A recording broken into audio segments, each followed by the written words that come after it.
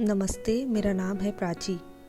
आज प्रेमचंद की जो कहानी मैं कहने जा रही हूँ वह है निमंत्रण। पंडित मोटेराम शास्त्री ने अंदर जाकर अपने विशाल उदर पर हाथ फेरते हुए यह पद पंचम स्वर में गाया।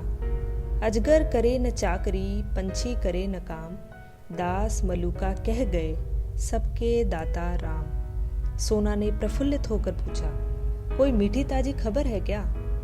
शास्त्री जी ने पैंतरे बदल कर कहा, मार लिया आज, ऐसा ताक कर मारा कि चारों खाने चित, सारे घर का नेवता, सारे घर का। वह बढ़ बढ़ कर हाथ मारूंगा कि देखने वाले दंग रह जाएंगे। उधर महाराज अभी से अधीर हो रहे हैं। सोना ने कहा, कहीं पहले की तरह अब भी धोखा न होगा? पक्का पोड़ा कर लिया है ना? मोटेराम ने मूछें ऐंठते हुए कहा, ऐसा असुगुन मुंह से न निकालो, बड़े जब तब के बाद यह शुभ दिन आया है, जो तैयारियां करनी हो कर लो। सोना बोली, वह तो करूंगी ही, क्या इतना भी नहीं जानती? जन्म भर घास थोड़ी ही खोदती रही हूँ, मगर है घर भर का ना। मोटेराम फिर बोले, अब और कैसे कहूँ, पूरे घर भर का है। इसका अर्थ समझ में न आया हो तो मुझसे पूछो। विद्वानों की बात समझना सबका काम नहीं, मगर उनकी बात सभी समझ ले तो उनकी विद्वता का महत्व ही क्या रहे। बताओ क्या समझी? मैं इस समय बहुत ही सरल भाषा में बोल रहा हूँ, मगर तुम नहीं समझ सकी। बताओ विद्वता किसे कहते हैं? महत्व ही का अर्थ बताओ। घर भर का निमंत्रण देना क्या दिल लगी है? हाँ, ऐसे अवसर पर विद्वान लोग राजनीति से काम लेते हैं और उसका वही आशय निकालते हैं जो अपने अनुकूल हो। मुरादापुर की रानी साहिबा 7 ब्राह्मणों को इच्छापूर्ण भोजन कराना चाहती हैं। कौन कौन महाशय मेरे साथ जाएंगे, यह निर्णय करना मेरा काम है। अलगूराम, बेनीराम, छेदीराम, भवानीराम, फेकूराम और मोटेराम शास्त्री आदि जब इतने आदमी हमारे ही घर में हैं, तब बाहर कौन ब्राह्मणों को खोजने जाए? सोना ने कहा, और 7वां कौन है? तो मोटेराम झट से बोले, बुद्धि दौड़ाओ। फिर सोना ने कहा, एक पत्तल घर लेते आना। मोटेराम ने मुंह बनाकर कहा, फिर वही बात कही जिससे बदनामी हो। छी छी, पत्तल घर लाऊं? उस पत्तल में वह स्वाद कहाँ जो जजमान के घर पर बैठकर भोजन करने में है। सुनो, 7वें महाशय हैं पंडित सोनाराम शास्त्री। सोना कहती है, चलो दिल लगी करते हो, भला मैं कैसे जाऊंगी? तो मोटेराम ने कहा, ऐसे ही कठिन अवसरों पर तो विद्या की आवश्यकता पड़ती है। विद्वान आदमी अवसर को अपना सेवक बना लेता है और मूर्ख अपने भाग्य को रोता है। सोना देवी और सोनाराम शास्त्री में क्या अंतर है जानती हो? केवल परिधान का। परिधान का अर्थ समझती हो? परिधान पहनाव को कहते हैं। इसी साड़ी को मेरी तरह बांध लो, मेरी मिर्जई पहन लो, ऊपर से चादर ओढ़ लो, पगड़ी मैं बांध दूंगा, फिर कौन पहचान सकता है? सोना ने हंसकर कहा, मुझे तो लाज लगेगी। तो मोटेराम ने कहा, तुम्हें करना ही क्या है, बातें तो हम करेंगे। सोना ने मन ही मन आने वाले पदार्थों का आनंद लेकर कहा, बड़ा मजा होगा। तो मोटेराम बोले, बस अब विलंब न करो, तैयारी करो और चलो। सहसा सोना देवी को एक बात याद आ गई। बोली, अच्छा इन बिच्छुओं का क्या करूंगी? मोटेराम ने त्योरी चढ़ाकर कहा, इन्हें उठाकर रख देना, और क्या करोगी? तो सोना ने कहा, हाँ जी, क्यों नहीं, उतार कर रख क्यों न दूंगी? तो मोटेराम ने कहा, तो क्या तुम्हारे बिच्छुए पहनने से ही मैं जी रहा हूँ? जीता हूँ पौष्टिक पदार्थों के सेवन से, तुम्हारे बिच्छुओं के पुण्य से नहीं जीता। लेकिन सोना अड़ गई, नहीं भाई, मैं बिच्छुए नहीं उतारूंगी। मोटेराम ने सोचकर कहा, अच्छा पहने चलो, कोई हानि नहीं, गोवर्धनदारी या बाधा भी हर लेंगे, बस पाँव में बहुत से कपड़े लपेट लेना। मैं कह दूंगा इन पंडित जी को फील पाँव हो गया। क्यों, कैसी सूझी? पंडिताई ने पतिदेव को प्रशंसा सूचक नेत्रों से देखकर कहा, जन्म भर ऐसी पढ़ाई नहीं की। संध्या समय पंडित जी ने 5 पुत्रों को बुलाया और उपदेश देने लगे। पुत्रों, कोई काम करने से पहले खूब सोच समझ लेना चाहिए कि कैसा क्या होगा।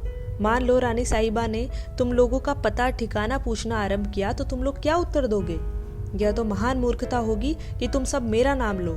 सोचो कितने कलंक और लज्जा की बात होगी कि मुझ जैसा विद्वान केवल भोजन के लिए इतना बड़ा कुचक्र रचे। इसलिए तुम सब थोड़ी देर के लिए भूल जाओ कि मेरे पुत्र हो। कोई मेरा नाम न बतलाना, संसार में नामों की कमी नहीं, कोई अच्छा सा नाम चुनकर बता देना। पिता का नाम बदल लेने से कोई गाली नहीं लगती, यह कोई अपराध नहीं। तो अलगूराम बोलता है, आप ही बता दीजिए क्या होगा हमारे पिता का नाम? मोटेराम शास्त्री ने कहा, अच्छी बात है, बहुत अच्छी बात है। हाँ, इतने महत्व का काम मुझे स्वयं करना चाहिए। अच्छा सुनो, अलगूराम के पिता का नाम है पंडित केशव पांडे खूब याद कर लो। बेनीराम के पिता का नाम पंडित मंगरू ओझा, खूब याद रखना। छेदीराम के पिता है पंडित दमड़ी तिवारी, और भवानी तुम गंगू पांडे बतलाना। अब रहे फेकूराम, तुम बेटा बतलाना सेतुराम पाठक। हो गया सबका नामकरण। अच्छा, अब मैं परीक्षा लूंगा, होशियार रहना। बेनीराम तुम बताओ। दमड़ी तिवारी। तभी छेदीराम बोल उठा, यह तो मेरे पिता का नाम है, मैं तो भूल गया। तो मोटेराम शास्त्री बोले, भूल गए? पंडित के पुत्र होकर तुम एक नाम भी याद नहीं कर सकते, बड़े दुख की बात है। मुझे 5 नाम याद हैं और तुम्हें एक नाम भी याद नहीं। सुनो, तुम्हारे पिता का नाम है पंडित मंगरू ओझा। पंडित जी लड़कों की परीक्षा ले ही रहे थे कि उनके परम मित्र पंडित चिंतामणि ने द्वार पर आवाज दी। पंडित मोटेराम ऐसे घबराए कि सिर पैर की सुधि न रही। लड़कों को भगाना ही चाहते थे कि पंडित चिंतामणि अंदर चले आए। दोनों सज्जनों में बचपन से गाढ़ी मैत्री थी। दोनों बहुधा साथ साथ भोजन करने जाया करते थे, और यदि पंडित मोटेराम अव्वल रहते तो पंडित चिंतामणि के द्वितीय पद में कोई बाधक न हो सकता था। पर आज मोटेराम जी अपने मित्र को साथ नहीं ले जाना चाहते थे। उनको साथ ले जाना अपने घर वालों में से किसी एक को छोड़ देना था, और इतना महान आत्मत्याग करने के लिए वे तैयार न थे।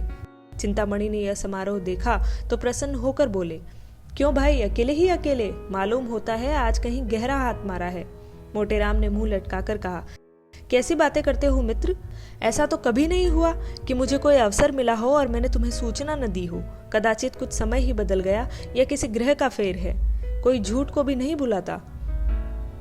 पंडित चिंतामणि ने अविश्वास के भाव से कहा, कोई न कोई बात तो मित्र अवश्य है, नहीं तो ये बालक क्यों जमा है? तो मोटेराम ने जवाब दिया, तुम्हारी इन्हीं बातों पर मुझे क्रोध आता है। लड़कों की परीक्षा ले रहा हूँ, ब्राह्मण के लड़के हैं, 4 अक्षर पढ़े बिना इनको कौन पूछेगा?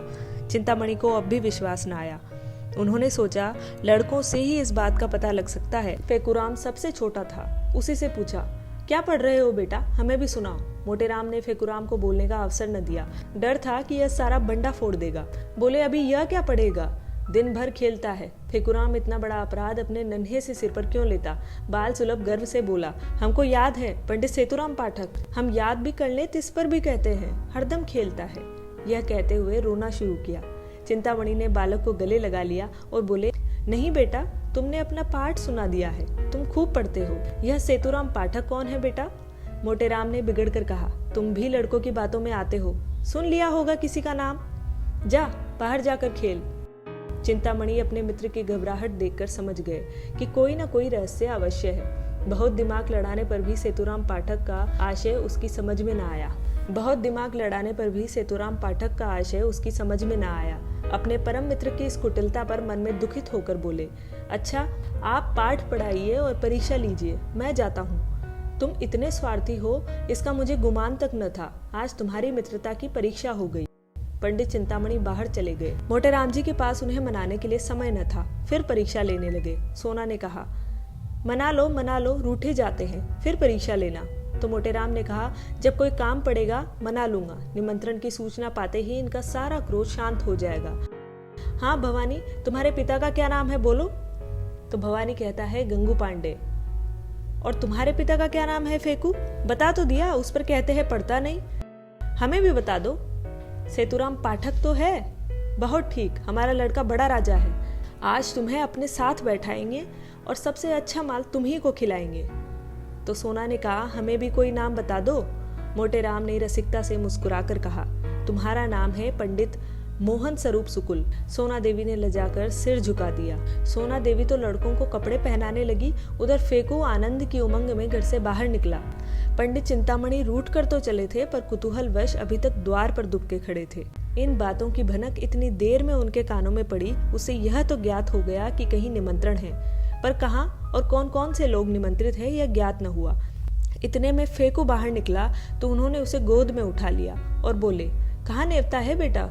अपनी जान में तो उन्होंने बहुत धीरे से पूछा था, पर न जाने कैसे पंडित मोटेराम के कान में भनक पड़ गई। तुरंत बाहर निकल आए। देखा, चिंतामणि जी फेकू को गोद में लेकर कुछ पूछ रहे हैं। लपक कर लड़के का हाथ पकड़ लिया और चाहा कि उसे अपने मित्र की गोद से छीन ले, मगर चिंतामणि जी को अभी अपने प्रश्न का उत्तर न मिला था। इसलिए वे लड़के को हाथ छुड़ाकर उसे लिए हुए अपने घर की ओर भागे। मोटेराम भी यह कहते हुए उनके पीछे दौड़े, उसे क्यों लिए जाते हो, धूर्त कहीं का दुष्ट। चिंतामणि मैं कह देता हूँ, इसका नतीजा अच्छा न होगा, फिर कभी किसी निमंत्रण में न ले जाऊंगा। भला चाहते हो तो उसे उतार दो। मगर चिंतामणि ने एक न सुनी। भागते ही चले गए। उनकी देह अभी संभाल के बाहर न हुई थी, दौड़ सकते थे, मगर मोटेराम जी को एक एक पग आगे बढ़ना दुस्तर हो रहा था। भैंसे की भांति हाँफते थे, नाना प्रकार के विशेषणों का प्रयोग करते दुल की चाल से चले जाते थे, और यद्यपि प्रतिक्षण अंतर बढ़ता जाता था और पीछा न छोड़ते थे। अच्छी गुड़दौड़ थी। नगर के दो महात्मा दौड़ते हुए ऐसे जान पड़ते थे मानो दो गैंडे चिड़ियाघर से भाग आए हों। सैकड़ों आदमी तमाशा देखने लगे। कितने ही बालक उनके पीछे तालियां बजाते हुए दौड़े। कदाचित यह दौड़ पंडित चिंतामणि के घर पर ही समाप्त होती, पर पंडित मोटेराम की धोती के ढीली हो जाने के कारण उलझकर गिर पड़े। चिंतामणि ने पीछे फिरकर यह दृश्य देखा तो रुक गए और फेकुराम से पूछा, क्यों बेटा, कहाँ नेवता है? फेकुराम ने कहा, यदि हम बता दें तो हमें मिठाई दोगे? तो चिंतामणि ने कहा, हाँ दूंगा, बताओ। रानी के यहाँ। कहाँ की रानी? यह मैं नहीं जानता, कोई बड़ी रानी है? नगर में कई बड़ी बड़ी रानियां थी। पंडित जी ने सोचा, सभी रानियों के द्वार पर चक्कर लगाऊंगा। जहाँ भोज होगा वहाँ कुछ भीड़ भाड़ होगी ही, पता चल जाएगा। यह निश्चय करके वे लौट पड़े। सहानुभूति प्रकट करने में अब कोई बाधा न थी। मोटेराम जी के पास आए तो देखा वे पड़े कराह रहे हैं। उठने का नाम नहीं लेते। घबरा कर पूछा, गिर कैसे पड़े मित्र? यहाँ कहीं गड्ढा भी तो नहीं है? मोटेराम ने तुनक कर कहा, तुमसे क्या मतलब? तुम लड़के को ले जाओ, जो कुछ पूछना चाहो पूछो। तो चिंतामणि ने कहा, मैं यह कपट व्यवहार नहीं करता, दिल लगी की थी, तुम बुरा मान गए। ले उठ कर बैठ और राम का नाम ले। मैं सच कहता हूँ, मैंने कुछ नहीं पूछा, जनेऊ हाथ में लेकर कहता हूँ। तुम मुझे इतना धूर्त समझते हो? यदि दूसरा कोई यह बात कहता तो मैं मुंह उखाड़ लेता। मोटेराम यह भस्मक व्यंग्य न सह सके, चट उठ बैठे और पंडित चिंतामणि का हाथ पकड़ लिया। दोनों मित्रों में मल्ल युद्ध होने लगा। दोनों हनुमान जी की स्तुति कर रहे थे और इतने जोर जोर से गरज गरज कर मानो सिंह दहाड़ रहे हों। बस ऐसा जान पड़ता था मानो दो पीपे आपस में टकरा रहे हैं। मल्ल युद्ध शास्त्रार्थ का रूप धारण करने लगा, जो विद्वानों के लिए उचित है। इतने में किसी ने चिंतामणि के घर जाकर कह दिया कि पंडित मोटेराम और चिंतामणि जी में बड़ी लड़ाई हो रही है। चिंतामणि जी 3 महिलाओं के स्वामी थे। कुलीन ब्राह्मण थे, पूरे 20 बिस्वे के। उस पर विद्वान भी उच्च कोटि के, दूर दूर तक यजमानी थी। ऐसे पुरुषों को सब अधिकार है। कन्या के साथ साथ जब प्रचुर दक्षिणा भी मिलती हो तब कैसे इनकार किया जाए। इन तीनों महिलाओं का सारे मोहल्ले में आतंक छाया हुआ था। घर में नित्य आंसुओं की नदी बहती रहती। खून की नदी तो पंडित जी ने कभी नहीं बहाई, अधिक से अधिक शब्दों की ही नदी बहाई थी। पर मजाल न थी कि बाहर का आदमी किसी को कुछ कह जाए। संकट के समय तीनों एक हो जाती थी। यह पंडित जी के नीति चातुर्य का सुफल था। ज्यों ही खबर मिली कि पंडित चिंतामणि पर संकट पड़ा हुआ है, तीनों त्रिदोष की भांति कुपित होकर घर से निकली, और उनमें से एक, जो अन्य दोनों जैसी मोटी नहीं थी, सबसे पहले समरभूमि में जा पहुंची।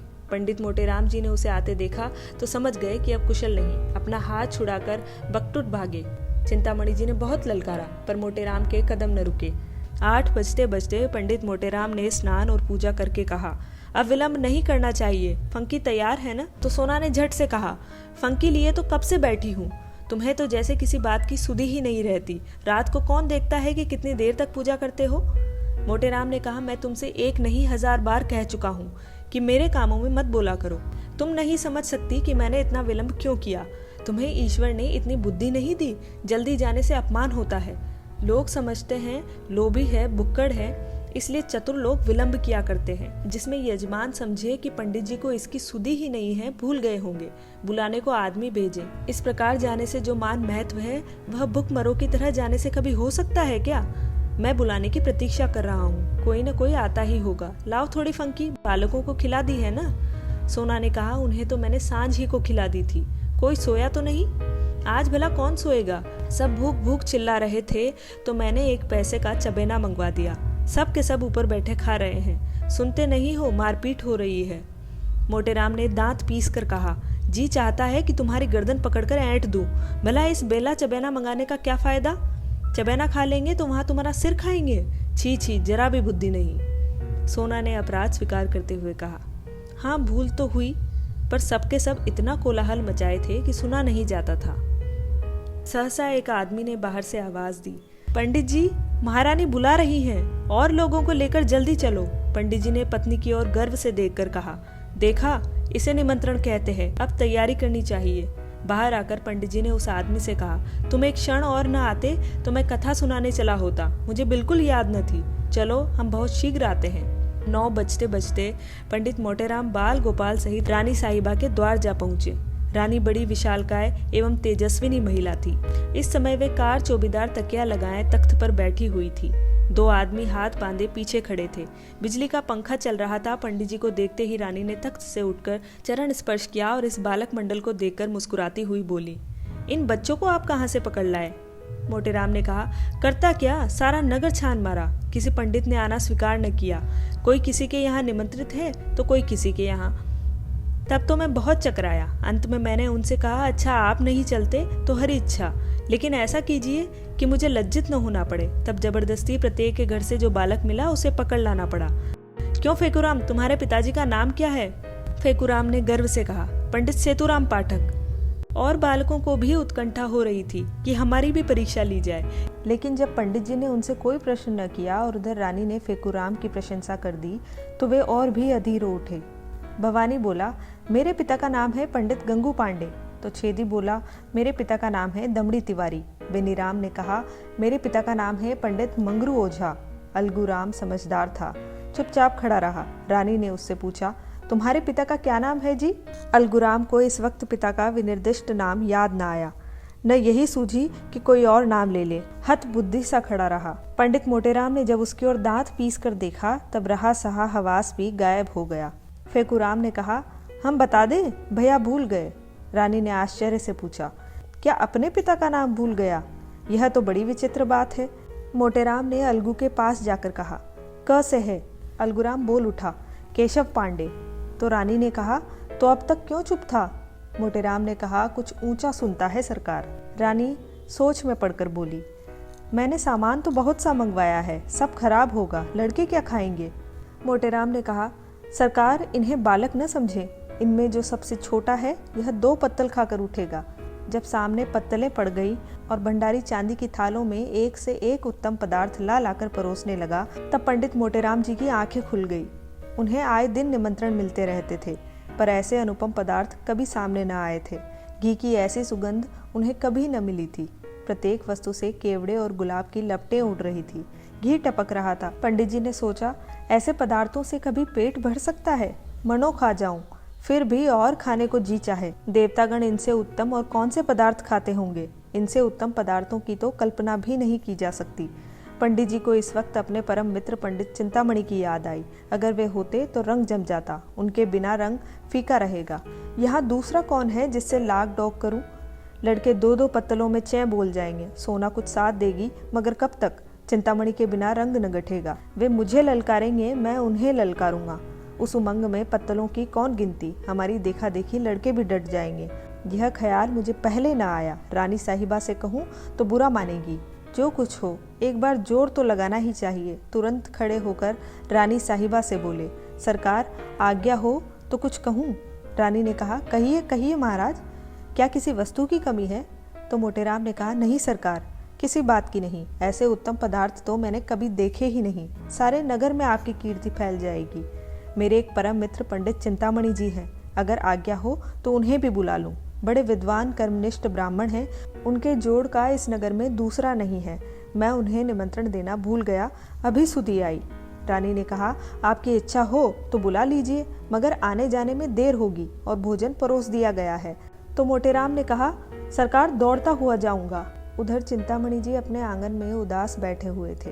जिसके लिए वे अपने प्राण तक देने को तैयार रहते थे, उसी ने आज उनके साथ बेवफाई की। एकाएक मोटर की आवाज आई। उसके प्रकाश से पंडित जी का सारा घर जगमगा उठा।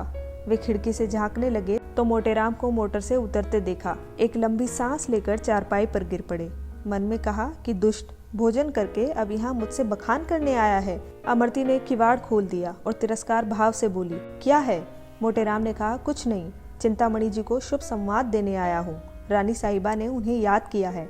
अमरती ने कहा, भोजन के बाद बुलाकर क्या करेंगी? मोटेराम ने कहा, अभी भोजन कहाँ हुआ है? चिंतामणि चारपाई पर पड़े पड़े सुन रहे थे। जी में आता था चलकर मोटेराम के चरणों पर गिर पड़ूं। अरे भाई, आते हो या सोते ही रहोगे? वह तरमाल खिलाऊंगा कि सारा दर्द वर्द भाग जाएगा। तुम्हारे यजमानों को भी ऐसे पदार्थ मयस्सर न हुए होंगे। आज तुम्हें बद कर पछाड़ूंगा। चिंतामणि ने कहा, तुम बेचारे मुझे क्या पछाड़ोगे? सारे शहर में तो ऐसा मायका लाल दिखाई नहीं देता। हमें शनिचर का इष्ट है। अजी यहाँ बरसों की तपस्या की है। भंडारे का भंडारा साफ कर दें और इच्छा ज्यों की त्यों बनी रहे। बस यही समझ लो कि भोजन करके हम खड़े नहीं रह सकते, चलना तो दूसरी बात है। गाड़ी पर लद कर आते हैं। एक क्षण में दोनों मित्र मोटर पर बैठे और मोटर चली। रास्ते में पंडित चिंतामणि को शंका हुई कि कहीं ऐसा न हो कि मैं पंडित मोटेराम का पिछलग्गू समझा जाऊं और मेरा यथेष्ट सम्मान न हो। उधर पंडित मोटेराम को भी भय हुआ कि कहीं यह महाशय मेरे प्रतिद्वंद्वी न बन जाए और रानी साहिबा पर अपना रंग जमा ले। दोनों अपने अपने मंसूबे बांधने लगे। ज्यों ही मोटर रानी के भवन में पहुंची, दोनों महाशय उतरे। अब मोटेराम चाहते थे कि पहले मैं रानी के पास पहुंच जाऊं और कह दूं कि पंडित को ले आया, और चिंतामणि चाहते थे कि पहले मैं रानी के पास पहुंचूं और अपना रंग जमा दूं। दोनों कदम बढ़ाने लगे। चिंतामणि हल्के होने के कारण जरा आगे बढ़ गए तो पंडित मोटेराम दौड़ने लगे। चिंतामणि भी दौड़ पड़े। अंत में मोटेराम ने हाँफते हुए कहा, राजसभा में दौड़ते हुए जाना उचित नहीं। मोटेराम ने बहुत बहाने किए पर चिंतामणि ने एक न सुना। भवन में पहुंचे। रानी साहिबा बैठी कुछ लिख रही थी और रह रहकर द्वार की ओर ताक लेती थी कि सहसा पंडित चिंतामणि उनके सामने आकर खड़े हुए और यूं स्तुति करने लगे, हे यशोदे तू बाल केशव मुरार नामा। रानी ने कहा, क्या मतलब, अपना मतलब कहो। चिंतामणि ने कहा, सरकार को आशीर्वाद देता हूँ। सरकार ने इस दास चिंतामणि को निमंत्रित करके कितना अनुग्रहित किया है, इसका बखान शेषनाग अपनी सहस्त्र जीवा द्वारा भी नहीं कर सकते। तो रानी ने कहा, तुम्हारा ही नाम चिंतामणि है, वे कहाँ रह गए पंडित मोटेराम शास्त्री। चिंतामणि बोले, पीछे आ रहा है सरकार, मेरे बराबर आ सकता है भला, मेरा तो शिष्य है। मैं अपने मुंह से अपनी बड़ाई नहीं करना चाहता सरकार, विद्वानों को नम्र होना चाहिए, पर जो यथार्थ है वह तो संसार जानता है। इतने में पंडित मोटेराम भी गिरते पड़ते हाँफते हुए आ पहुँचे और यह देखकर कि चिंतामणि भद्रता और सभ्यता की मूर्ति बने खड़े हैं, वे देवोपम शांति के साथ खड़े हो गए। सोनाराम बैठी पंडित मोटेराम की राह देख रही थी। पति की इस मित्र भक्ति पर उन्हें बड़ा क्रोध आ रहा था। बड़े लड़कों के विषय में तो कोई चिंता न थी, लेकिन छोटे बच्चों के सो जाने का भय था। उन्हें किस्से कहानियां सुना कर बहला रही थी कि भंडारी ने आकर कहा, महाराज चलो। दोनों पंडित जी आसन पर बैठ गए। फिर क्या था, बच्चे कूद कर भोजनशाला में जा पहुंचे। देखा तो दोनों पंडित दो वीरों की भांति आमने सामने डटे बैठे हैं। दोनों अपना अपना पुरुषार्थ दिखाने के लिए अधीर हो रहे थे। चिंतामणि ने कहा, भंडारी जी तुम परोसने में बड़ा विलंब करते हो, क्या भीतर जाकर सोने लगते हो। भंडारी ने कहा, चुपाए मारे बैठे रहो, जौन कुछ होई सब आई जाए, तुम्हारे सिवाय और कोई जिवैया नहीं बैठा है। इतने में रानी आ गई। चिंतामणि सावधान हो गए, रामायण की चौपाइयों का पाठ करने लगे। पंडित मोटेराम ने देखा कि चिंतामणि का रंग जमता जाता है तो वे भी अपनी विद्वता प्रकट करने को व्याकुल हो गए। बहुत दिमाग लड़ाया पर कोई श्लोक, कोई मंत्र या कविता याद न आई।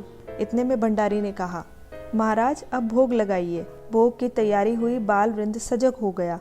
किसी ने घंटा लिया, किसी ने घड़ियाल, किसी ने शंख, किसी ने करताल और चिंतामणि ने आरती उठा ली। मोटेराम मन में ऐंठ कर रह गए। रानी के समीप जाने का यह अवसर उनके हाथ से निकल गया। आरती समाप्त हो गई थी, भोजन शुरू होने को ही था कि एक कुत्ता न जाने किधर से आ निकला। पंडित चिंतामणि के हाथ से लड्डू थाल में गिर पड़ा। पंडित मोटेराम अचकचा कर रह गए। सर्वनाश। चिंतामणि ने मोटेराम से इशारे में कहा, अब क्या कहते हो मित्र, कोई उपाय निकालो, यहाँ तो कमर टूट गई। मोटेराम ने लंबी सांस खींचकर कहा, अब क्या हो सकता है, यह ससुर आया किधर से। रानी पास ही खड़ी थी। उन्होंने कहा, अरे कुत्ता किधर से आ गया, यह रोज बंधा रहता था, आज कैसे छूट गया। अब तो रसोई भ्रष्ट हो गई। मुझे बड़ा दुख है कि इस कुत्ते ने आज इतना बड़ा अनर्थ कर डाला। तुम बड़े गुस्ताख हो गए टॉमी। भंडारी ये पत्थर उठा और मेहतर को दिया। चिंतामणि ने सोना से कहा। छाती फटी जाती है। सोना को बालकों पर दया आई। बेचारे इतनी देर देवोपम धैर्य के साथ बैठे थे, बस चलता तो कुत्ते का गला घोंट देती। बोली, लड़कन का तो दोष नहीं परत है, इन्हें काहे नहीं खवाए देत को। चिंतामणि ने कहा, मोटेराम महादुष्ट है, इसकी बुद्धि भ्रष्ट हो गई है। तो सोना ने कहा, ऐसे तो बड़े विद्वान बने रहे, अब काहे ना ही बोलत बनत, मुंह में दही जम गया, जीभ है नहीं खुलत है। चिंतामणि ने कहा, सत्य कहता हूँ, रानी को चकमा दे देता, उस दुष्ट के मारे सब खेल बिगड़ गया, सारी अभिलाषाएं मन में रह गई, ऐसे पदार्थ अब कहाँ मिल सकेंगे। इतने में रानी ने भंडारी को बुलाकर कहा, इन छोटे छोटे तीनों बच्चों को खिला दो, ये बेचारे क्यों भूखों मरे। क्यों फेकुराम, मिठाई खाओगे। फेकुराम ने कहा, इसीलिए तो आए हैं।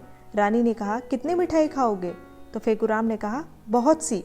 रानी बोली, अच्छी बात है, जितनी खाओगे उतनी मिलेगी। पर जो बात मैं पूछूं वह बतानी पड़ेगी, बताओगे ना? तो फेकूराम ने कहा, हाँ बताऊंगा, पूछिए, अपने पिता का नाम बताओ। बालकों को हरदम सब बातें स्मरण नहीं रहती। फेकूराम ने धीरे से कोई नाम लिया। इस पर पंडित जी ने उसे इतनी जोर से डांटा कि आधी बात मुंह में ही रह गई। रानी ने कहा, क्यों डांटते हो, उसे बोलने क्यों नहीं देते? बोलो बेटा। तो मोटेराम ने कहा, आप हमें अपने द्वार पर बुलाकर हमारा अपमान कर रही हैं। इधर चिंतामणि बीच में ही बोल उठे, इसमें अपमान की तो कोई बात नहीं है भाई। तो मोटेराम ने कहा, दुष्टों को परमात्मा स्वयं दंड देता है, चलो यहाँ से, अब भूल कर यहाँ न आएंगे। खिलाना न पिलाना, द्वार पर बुलाकर ब्राह्मणों का अपमान करना, तभी तो देश में आग लगी हुई है। इसका बदला न लिया तो कहना। यह कहते हुए पंडित मोटेराम बालक वृंद के साथ बाहर चले आए और भाग्य को कोसते हुए घर को चले। बार बार पछता रहे थे कि दुष्ट चिंतामणि को क्यों बुला लाया। सोना ने कहा, बंडा फूटत फूटत बच गया, फेकुआ नाव बताए देता। काहे रे, अपने बाप के नाव बताए देते? फेंकू ने कहा, और क्या, वे तो सच सच पूछती थी। मोटेराम ने कहा, चिंतामणि ने रंग जमा लिया, अब आनंद से भोजन करेगा। मैं तो जानता हूँ, रानी ने जानबूझकर कुत्ते को बुला लिया। इधर तो ये लोग पछताते चले जाते थे, उधर चिंतामणि की 5 उंगलियां घी में थी, आसन मारे भोजन कर रहे थे। रानी अपने हाथों से मिठाइयाँ परोस रही थी। वार्तालाप भी होता जाता था। रानी ने कहा, बड़ा धूर्त है, मैं बालकों को देखते ही समझ गई, अपनी स्त्री को भेष बदल कर लाते उसे लज्जा न आई। चिंतामणि ने कहा, मुझे कोस रहे होंगे। रानी ने कहा, मुझसे उलझने चला था, मैंने भी कहा था बच्चा तुमको ऐसी शिक्षा दूंगी कि उम्र भर याद करोगे। टॉमी को बुला लिया। चिंतामणि ने कहा, सरकार की बुद्धि धन्य है।